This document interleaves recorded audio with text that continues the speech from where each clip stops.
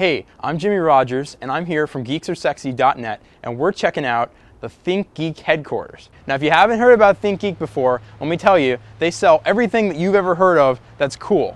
All right, today we've actually got a special exclusive interview with John Fraser, one of their buyers, who's going to tell us a little bit more about the company and some of the cool stuff that they do here. So let's check it out. Almost 10 years ago, it'll be 10 years I think next summer, the folks that had started ThinkGeek actually were busy working in an internet service provider. They had started an internet service provider called WizardNet that was pretty popular, but as their user base grew and their costs increased, they decided to get out of that business.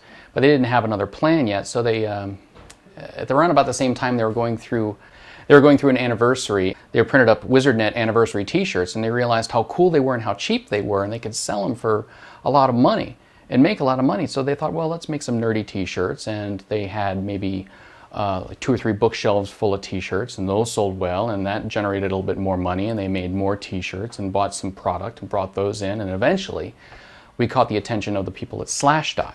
Slashdot.org at that time was owned, I think, by Andover.net, and Andover.net saw an e-tailer that they thought, hey, this would be a good thing to buy back in 1999, bought us up, and made us who we are today, ThinkGeek.com. Andover.net then eventually got bought out by a company called VA Linux, which is now called SourceForge. So SourceForge owns Slashdot, owns ThinkGeek. Wow, that's like the most bizarre ownership thing that nobody knows about. That's really neat. Yeah, I think a lot of people know by now that Slashdot and ThinkGeek are siblings, but I don't know if they know the total origin story. So what goes on in a typical day for you? What do you guys do around the office when you're just going through the process of getting everything set up and new items and all that stuff? My job title is buyer or merchant. What I do is I'll go out and troll the internet for something really, really wicked cool and talk to the manufacturer and see if I can buy a lot of it and then bring it in here and sell it on the web. I have an RSS feed that I check every day that basically goes through a lot of the gadget blogs, drills through things like Gizmodo and Engadget, boingboing.net, any site that has a sort of a techie edge to it, see what they're talking about, and see if I can divulge from there any kind of products that might be available that I can then go out and find. A typical day usually starts, we have a pretty flexible work schedule. Some people start at 8 a.m., some people start at noon. We roll in when we can, we roll out when we do. Work a lot of weekends, work a lot of nights, especially since a lot of our business partners are overseas. But my first thing to do is go through my emails, see if anything blew up overnight. Then I start trolling the internets for whatever the most interesting thing is, see what the trends are. Buy a whole bunch of stuff, adjust prices, write copy. It's kind of heads down stuff. It's not terribly interesting. People think that it's a whole lot of fun to work here at ThinkGeek, but it's a real, just a lot of work. All right. Do you have any cool, neat products coming out on the rise, kind of a thing? Anything you can show us? I'm working on a couple of things right now. I'm working with a company to make these Klein bottles, which is basically an Erlenmeyer flask that they've twisted into a sort of a 3-dimensional Mobius strip. It's a non-volumetric object, meaning the inside is the outside is the inside. So mathematically speaking, it has no internal volume.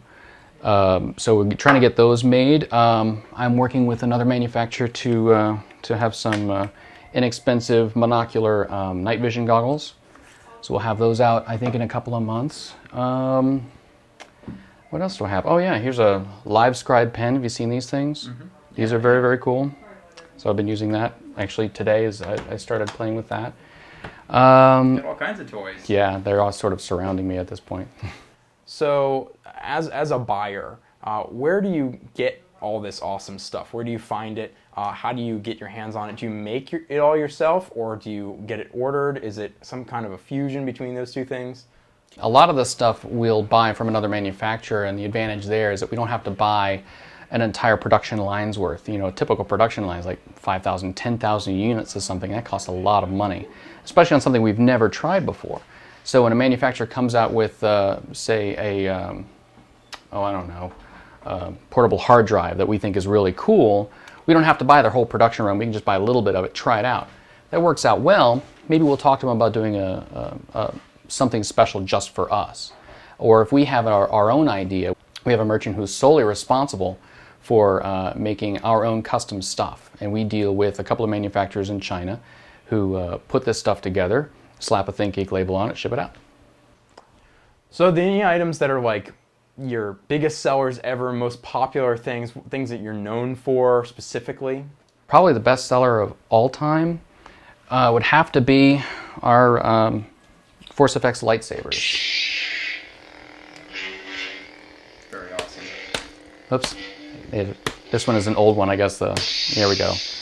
You smack it and it sounds like you're smacking another lightsaber. But these sell, or at least they sold like crazy. Hasbro picked them up now and they've gone quite mainstream, but for a while there was a couple of Christmases where you could only get them here. And we've just sort of become known as the place to get lightsabers. And they still sell. It's a pretty awesome title. Yeah, the place to get lightsabers. ThinkGeek, the place to get lightsabers. That's cool.